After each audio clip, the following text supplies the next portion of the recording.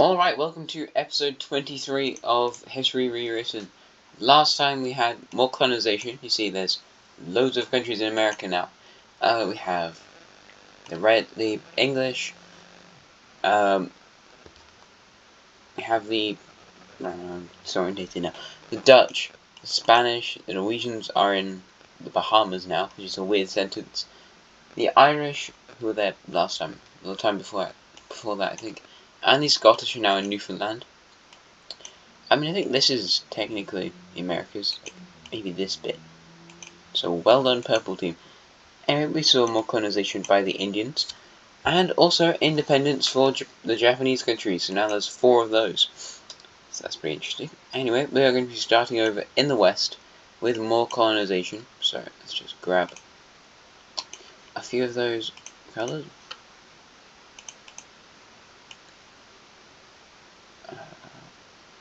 And yeah, we're going to be wait a minute, that's not right.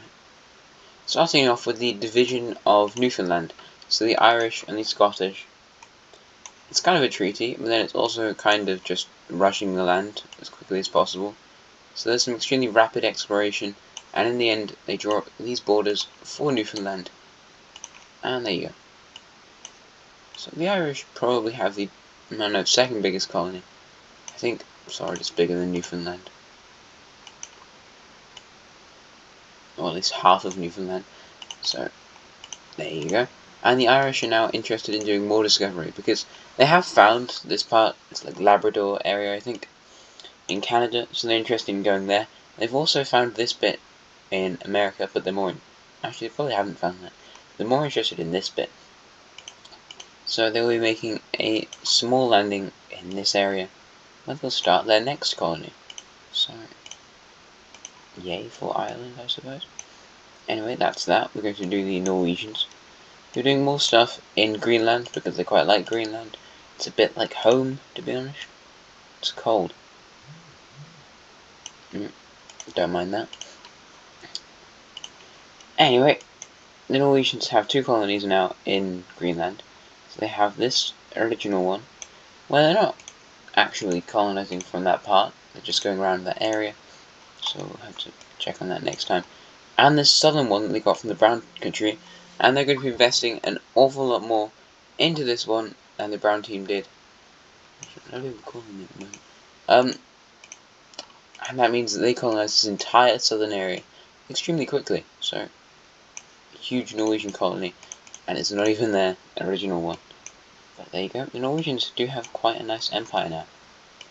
This has probably booted them up to one of the strongest countries, although like Greenland and Iceland aren't very helpful at all. They actually don't make that much revenue for the country. Anyway, oh yeah, I forgot about literally everybody else here. So England. Oh no, I have to find the colour for the Granadan country. That's annoying. I hate having to do that. Flipping annoys me. 33. Yeah, give me a sec.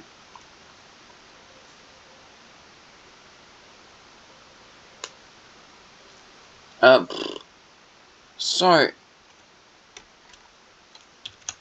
166 and 45. There you go, that is the Granadan country. And the final one we need is, oh yeah, Brittany. Yeah, we've got that already. Nice. So, Grenada's got a lot of colonies. Well, kind of. They've got a lot of land they've taken already. They took a pretty large bite out of Cuba, and they're going to be doing more exploration of the island from here. So that's cool. A pretty large Cuban colony for the Granadan country. Don't worry, this will pick up. Like, the expansion will become quicker, because it has been relatively slow in certain areas. It's just like, I'm gonna take this much. Good.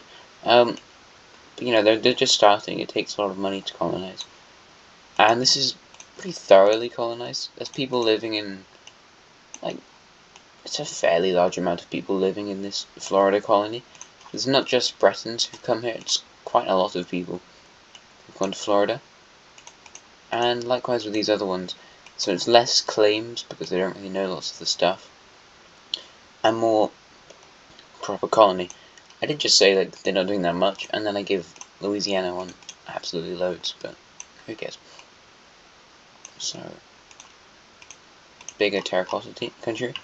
And then we're going to go up to the English one, where they'll be taking even more of this area. So, nice.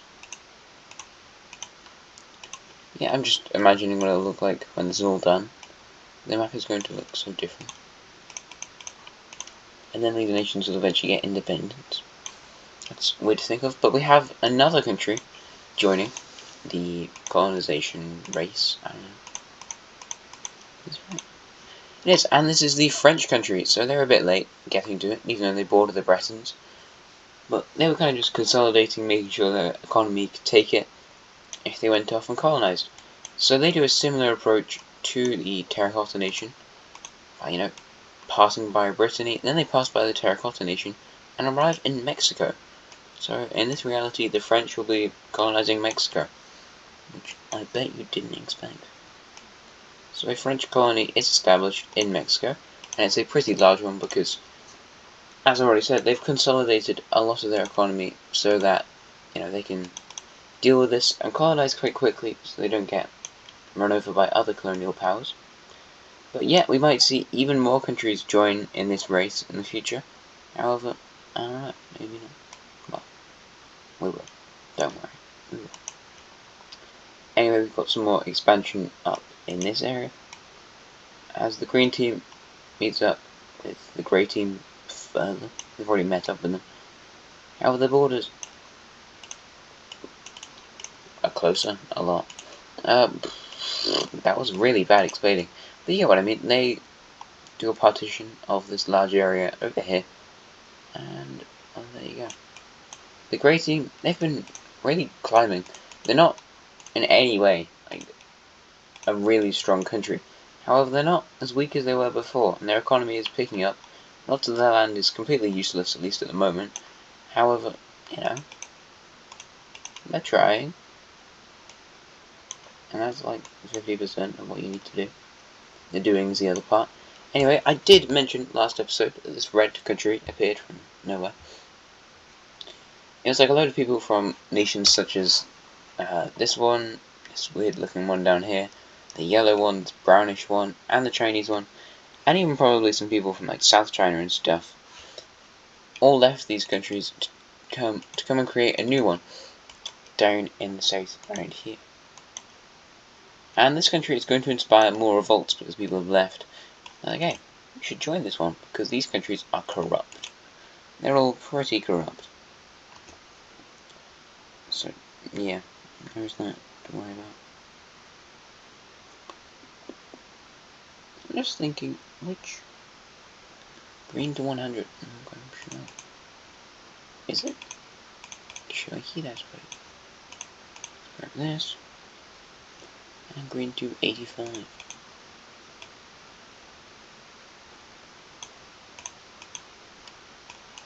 Alright, nice. Anyway, so this country will be inspiring more revolution and revolt from these other countries that they stemmed from.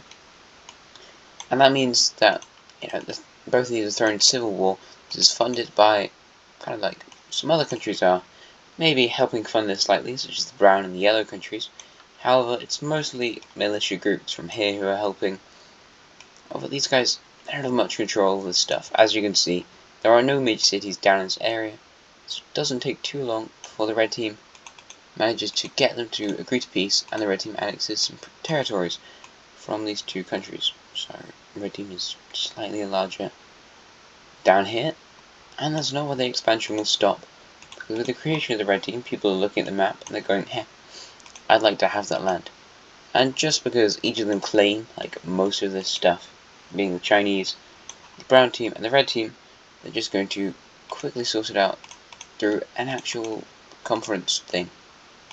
It takes a lot of trust, because none of these countries are very faithful to anyone.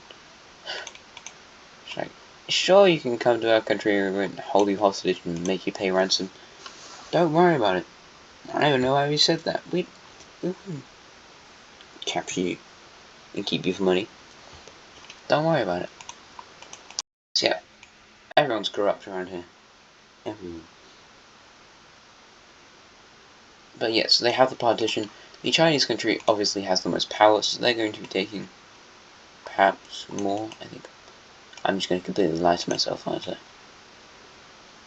No, they will be. Yeah, that makes sense. Makes sense. So right, here's the division of this area. It's blinding. Crikey. And yeah, this land is not valuable, at least at the moment. It might be in the future. Probably not, though. However, they like having land. Land makes people happy. Yes, they're united just in the middle of that conference. I don't think we've had a union. Have we had a union so far? Possibly. Anyway, Central Asia looks a lot more explored. Excellent wording there. But yeah, I don't know. It's cool. Anyway, the South Chinese are going to be doing something pretty major. I mean, they should have done this a while ago, but I wasn't entirely sure what I wanted to do with this. So they finally colonized the island of Taiwan. They've probably sailed past it loads, seeing as their capital is right next to Taiwan, up in this city over here. So just sailed past it loads and gone it. Big old island over there. If only we could go and colonize it, that'd be cool. But speaking of colonization, the Lime team is here, and they're about to start doing even more. So, they're like this Malaysian colony, an awful lot. It brings them a lot of money, and money is what powers the Lime team. They love money. Let's just grab up the Lime team. Just instantly get all so much. I don't think so. Yeah, as you can see, they have a lot of these islands, and they discovered Borneo recently, so, they could make an entire Indonesia, possibly. So just to see how that goes, it's a pretty interesting idea. What could happen? This North Sumatra colony will expand slightly. They're pretty focused in this area, because, at the moment, they're really thinking about consolidating power in the Indian Ocean. And there's one guy who stands right in the way of that plan. And unfortunately, it's one of my favourite countries. That being the brown countries. So, yeah, the brown country is going to do a little bit of expansion into this area. Just out and around here. And seeing as, after some expansion, it hurts your economy a bit. I mean, the brown team's economy is pretty strong. They're like I think these guys are a top 10 power. So they can withstand this quite well. However, the Lime team decides this is the best time they're going to get for a long time, at least. The king, they have a pretty, I don't know, it's interesting thinking about the different monarchies and stuff. I was thinking about the green team today. Yeah, I think. Well, that's just land of the 90 claims. But they've got quite dynastic thing. At the start they had a dictatorship. However, after a dictator dies, people can elect in a new dictator. But it's more like bribes, and whichever one people are most popular with and whatever, which is kind of election, but corrupt. However, more and more rich families began to develop, and they'd have more and more money, so it turned quite dynastic, because, I'm not sure I'm pronouncing that right, dynastic? Like a dynasty or a I don't know, that's the problem. So there's a collection of rich families who are competing to control the green team, which is probably why they keep falling apart. Oh yeah, I thought that was a cool piece of information. It's an interesting idea. Dynastism. Is that what it is? Anyway, yeah. Get on with the important stuff. Lime team versus brown team. Technically, the green team might be the first democracy. Hold up. The Lime team. I'm going to be attacking the brown team, and yeah. Lime team's military, Lime team are currently the second strongest country in the world. However, their military is unmatched compared to the red team. The red team with just annihilate these guys in a fight. And although they Lime Team put up a really good fight, and it would be a tough war for the both of them, yeah, the red team would win. And they probably only lose like 50-60% of their army, which is a lot. Maybe a bit more, because the Lime Team's got a few things that they've never used before, such as elephant cavalry. And this is absolutely terrifying. Now the brown team, they have elephant cavalry, it's just they didn't bring it to the first fight. So along this entire border, there are Lime Team troops riding elephants, and the brown team did not expect this, as you might expect. So this is just an absolute massacre. It's probably one of the bloodiest battles in the entirety of human history, as this city is taken, as entire area, but there's just so much death and destruction. It's really, really horrible. So Lime Team go out for this city next, and manage to take this entire area, and once again, just absolute destruction. Lime Team are going to crawl along the southern border and take this city. It's just like targeted attacks across different areas and stuff. I'm sure the brown team should have more cities. They probably should. However, unfortunately, when the brown team first started, they started right in central eastern India. So the capital's not along the water. In fact, it's right next to the Lime Team, because at the start, these two countries were pretty good friends. Because the Lime Team was like, yeah, you do whatever I tell you to do, because you're entirely reliant on my economy and my supplying of your economy. However, since the brown teams become more independent, they've got separate resources they own, such as ones from Myanmar and Bangladesh. They've moved further away from the Indian kind of control sphere. And in a way, the yellow country has as well. However, the yellow country is much more reliant, and they would definitely put up less of a fight than the brown team are. And the brown team aren't even putting up a great fight. So, more of this northern territory will be taken. It's really for no reason other than to just be like, look, people of the Lime Team, we're winning this. However, they send out a new troop and capture this major city, and nationalism within the Lime Team is just so high at this point. Anyway, they decided, let's just cut the casualties, shall we? They send out more stuff, they capture this entire area, like a huge spearhead to connect the two bits around here, going on like a slight detour just to capture this city, and now the capital area is surrounded. And this is, once again, one of the bloodiest battles in human history. This is just a load of deathy stuff. The capital is surrounded, and for probably about 2 months, we're just gonna, in those 2 months, they do this. About 2 months, the capital is sieged, and it's just horrible warfare. The Indians, even within that time, make a landing down in Myanmar and start a new front down here, because this is just horrible. There is casualties exceeding any battles ever happened in human history. Like one battle, not an entire war. I think the Ultra-Punic War between Algeria and Italy is almost definitely the bloodiest war we've ever had. How these two countries do have a lot of population. Also a lot of people from other countries have come here. Immigration is not as huge as it is in our day, like modern day. However, I'd say there's probably people from all these Asian countries. Maybe not these northern ones over here, but these eastern ones and some of the Chinese ones. And lots of Arabia and stuff. I mean, maybe after this we'll do the Lime Team Sphere of Influence, because it is massive. And then after that we could do the Red Team one. But, yeah. And finally they managed to take the city, but it comes at a cost. Absolutely horrible. However, they divert their attentions to catching up with this Myanmar region. They take more of that. They make more advance into the Bengali area. But this is just, other than jungles, there's no one living here. Jungles aren't living here. I meant there's no one living there. And also, other than the jungles, there's nothing to stop them from taking this land. And I just combined both those sentences, so that was really good. And now they're getting closer and closer to capturing this Bengali area, sorry. And Bengal is a lot cooler word than Bangladesh, but it probably means the same thing, just because of how similar the words are.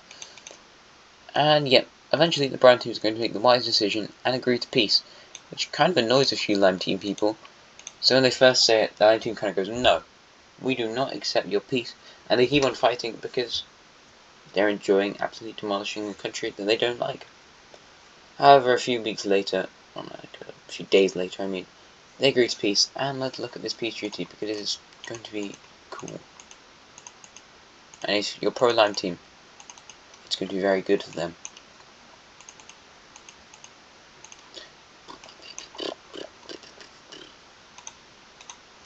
And the brown team will now be surviving in Bangladesh, so it's not really what you may have expected. However, this has actually always been the plan for the brown team, for them to go to Bangladesh and have their capital there. Just, yeah, didn't see that coming. Maybe did. I'm gonna say you didn't. So we've got all that. I don't know. This is once again, it's me looking at the borders and going, "Oh, I don't like these borders." No, no, no. Can't allow that. So yeah, this is just me doing that. However, Lime Team, they do really enjoy creating puppet governments in countries, so there are going to be a few of those created from the brown team. And although, of course, these are the same people, you don't instantly brainwash people. They're going to be forced to like the Lime Team now. So, yeah. So now your entire country is dependent on the Lime Team. And the brown team are they're going isolationist. They're not happy with how this has gone. Not at all. But they didn't really expect any different. I mean, the brown team probably, I don't know, I'm imagining them loads of philosophy stuff. You know, their economy obviously wasn't going to be better than the Lime team's economy. So they probably devoted lots of their stuff to discovering things. Maybe they're like the orange team, and the Lime team's a bit like the red team. But, you know, it might turn out pretty similar, this dual group of countries. We'll have to see how. It's a pretty common dynamic, I think, in stories and stuff, though. Anyway, the Lime team are going to be annexing loads of stuff, of course. You know, lots of this was around this tiny port down here, because they wanted that to be larger. I mean, they've got a lot of cities. However, it's not great living down there, so, yeah. And also they wanted the capital. Like, this is one of the oldest capital cities in the world, I think. I wonder which cities are the oldest. I mean, I know the one in Kuwait is the oldest city in the world. Why did I do... Why? Why do I do this to myself?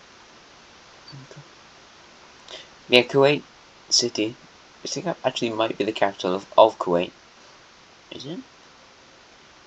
Is the capital of modern day Kuwait City? Or am I just lying to myself? It might be. Very well might be. Those are tolerable borders. We're going to be needing a new country over here in the east. Because they're probably going to get attacked by the Lime team in the future also. So that's positive. And let's just slice up this bit slightly. Nice. Yeah, so 3 new puppet countries are set up within the area that was once inhabited by the brown team. Sure. Yeah. And the Lime team basically has full control of these people. Incidentally, it's Lime team people who end up being put in charge of these countries. And you know, that might change in the future because all the people are Bengali. Well, not Bengali, brown team. I suppose now they trace their ancestry back to Bengal. But yeah.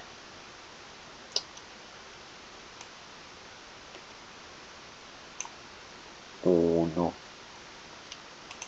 I just really can't draw good borders that I like. It's really flipping tricky. You know, we'll go with this. Old borders weren't great, were they? No. The answer is no. And also, we're going to be having the Lime team doing something that I feel like should happen more. And that is having an exclave. So, they got this right over here. A nice little exclave for the Lime team. Just so they can keep watch on all these other countries they've set up. So, you know, you want them having their own independence and choosing what they want to do. No, they must exhibit full control on these countries. That is the view of the Lime team. So we have this, and finally a purple country. I feel like there was a cool purple I wanted to do. Let's go back. Sure. Right. I like the colour purple. It's grown on me. But anyway, these are the new borders of the Indian subcontinent.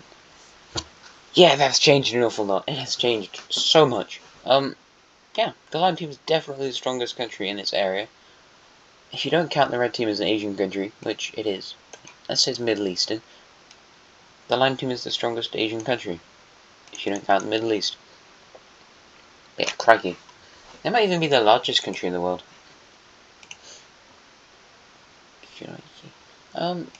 Anyway, let's look at the Lime team's sphere of influence, because I said I would do that, and I always keep my promises and never lie on this channel, so don't worry about that.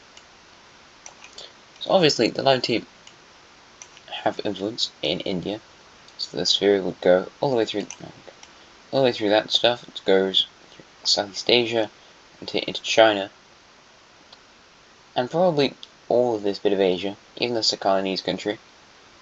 From there, I'll just put all of Asia. I think the grey country will be included. However, beyond that, a few of these countries may not be influenced. And we have this getting around here. The brown team, I mean, like, of course people know that India exists. However, it doesn't have any effect on their country.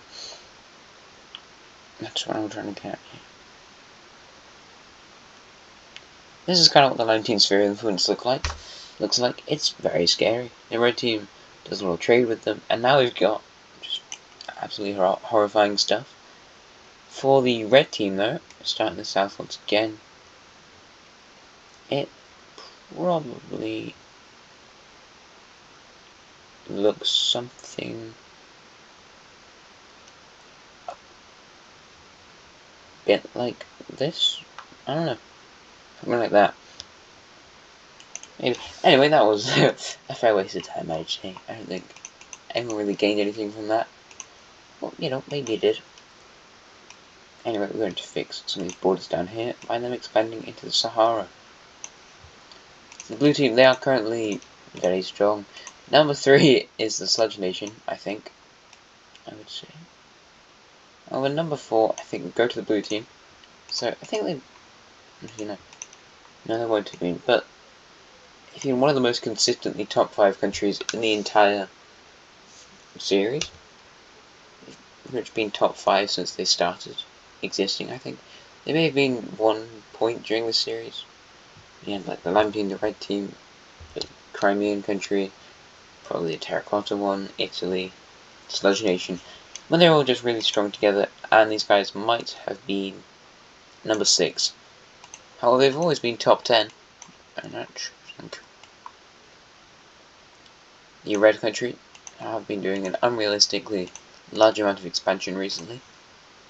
Oh yeah, I just remembered something. Capital cities. But, yeah, you know, they've got this kind of weird square shape right in Western Russia.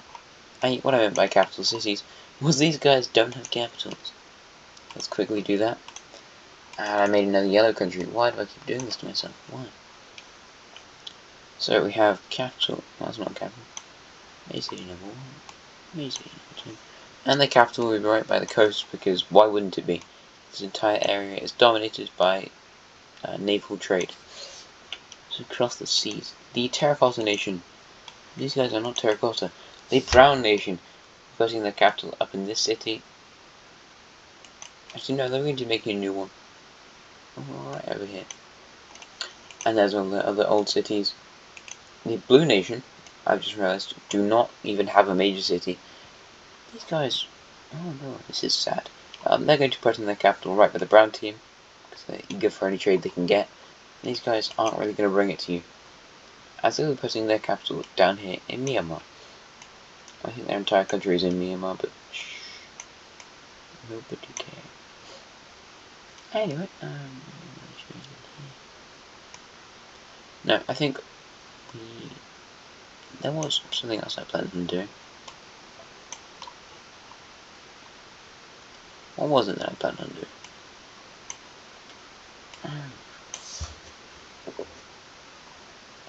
Oh yeah, I remember what I was doing. The Lion Team's yeah, I'm good at this. The Lion Team has managed to gain a lot more money because they took down the Brown country, and that has led them to make another colony down here in South Vietnam. Bet you didn't see that one coming. So yeah, the Lion Team has now spied it out everywhere, and they're not going to stop anytime soon. In fact, in the next episode, we might see them spider out even more. I'm talking about you, Borneo. You're next. They're going to connect up, or at least try and connect up these territories, which they will succeed. I had a moment of, do I make them do that or do I not? So I just completely went vague. However, yes, they do manage to connect up these two colonies. They stay as two colonies though, because they would always be. Huge Sumatran colony. They'll also take this island over here, and they're going to go over to East Africa, where they expand it very slightly, because, you know, expanding into this new territory does take a lot of money. Sorry, gotta think about that.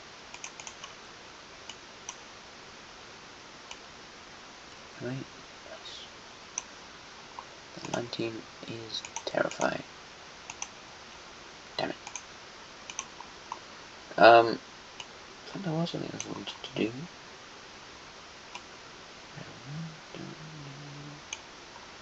Yes, there's more sailing going on in this area.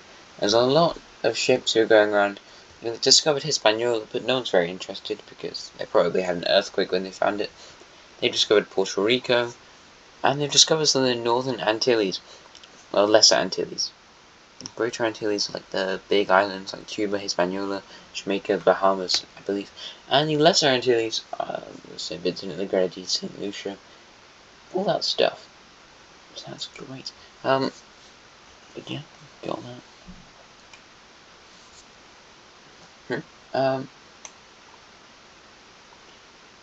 Oh, now I have to find all the, yeah. The countries will be expanding northwards into, can I just find my list? There we go. Into sort of the semi-Siberia area. I think this is maybe, that is Russia. That is Russia. I've completely changed my mind. Where did that grey one come from? Where did you appear from?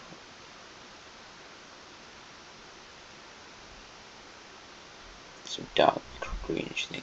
Green 255. So these guys, I think they did some expansion last time. They're just pooling all their money into expansion into this area. Although I don't think that's the right colour actually. Okay, maybe. It's not. I'm just lying to myself. Great. Which one was that nation? Who knows? I'm going to have a war in Japan because I've changed my mind and I can't remember any of the colours. So, tell you what, time for war in Japan. And this war is going to be led by this random coloured country. This lilac-y country will be declaring war on the bluish one down here in the south. And you know, they're not very strong countries, not at all. This country is in fact very weak. Their economies very poor. Because they've barely existed for very long at all. Probably like 20 years this country's been around. I don't normally do a time scale for this. However, I don't know. I might. Just because it should be easier at this point. You know, before it's just randomly going through it. Just got this happening, got this happening, got this happening. Don't know what time this is. Because I don't know that much, but this period I do know more about. So expand around into here, and then continue along this peninsula, because there's not much here, which is completely unrealistic in fact. However, they're about to get third-partied by the Green Nation. So they expand into this peninsula. I'll be closing in towards the non-existent capital for some reason. Let's just not do capitals for these countries either. No, I think I must. I didn't show it. Oh, I'm good at this. I am ace at this. And instead of expanding towards that, and in the end this is going to be an immensely quick war. So the territories that people captured are captured, that's effectively how it goes.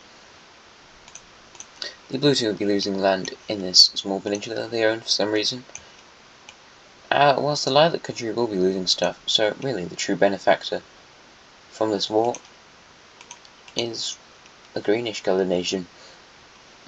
Yeah. The blue one should declare on the green one. Yes, they should.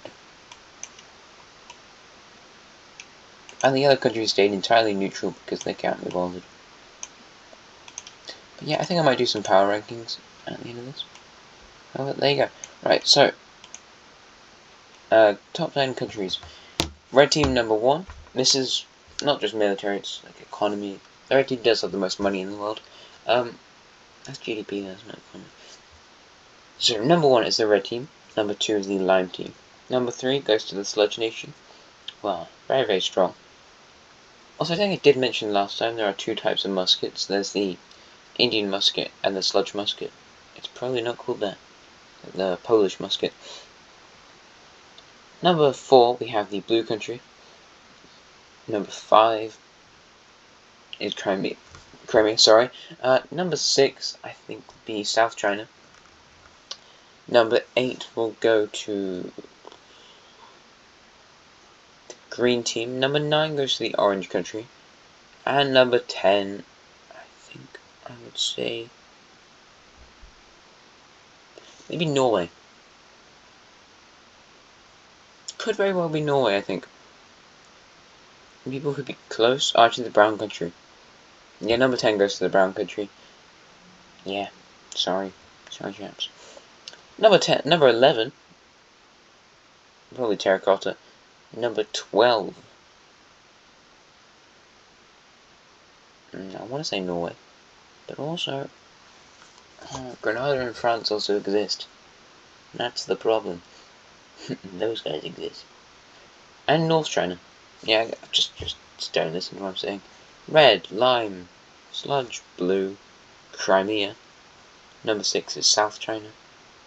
I might have just changed this as I've gone through. Number 7 is North China. Number 8 is the green team. Number 9 is the orange country. Number 10 is the brown country. Now I know a list of country. What am I doing? Yeah, that's the basic layout. The colonial countries aren't yet that strong. The English one is pretty strong. The Scottish one's quite strong. Ireland's got a large colony. France is just naturally a strong country because they have the border, the Bay of Biscay, the English Channel, and the Mediterranean Sea. So they're pretty up there. Grenada, likewise, they've got Mediterranean access and Atlantic access. I mean, so do the Catalonians. However, the Basque region is pretty mountainous, I believe. Anyway, this video's gone on much longer than I wanted it to, or expected it to. So, thank you very much for watching. I hope you enjoyed. Next time, we've got more stuff for America, and also Southeast Asian, because this is like pretty discovered. Anyway, I hope you enjoyed the video. Thank you very much for watching. Like, subscribe, share it with random people you know. Thank you.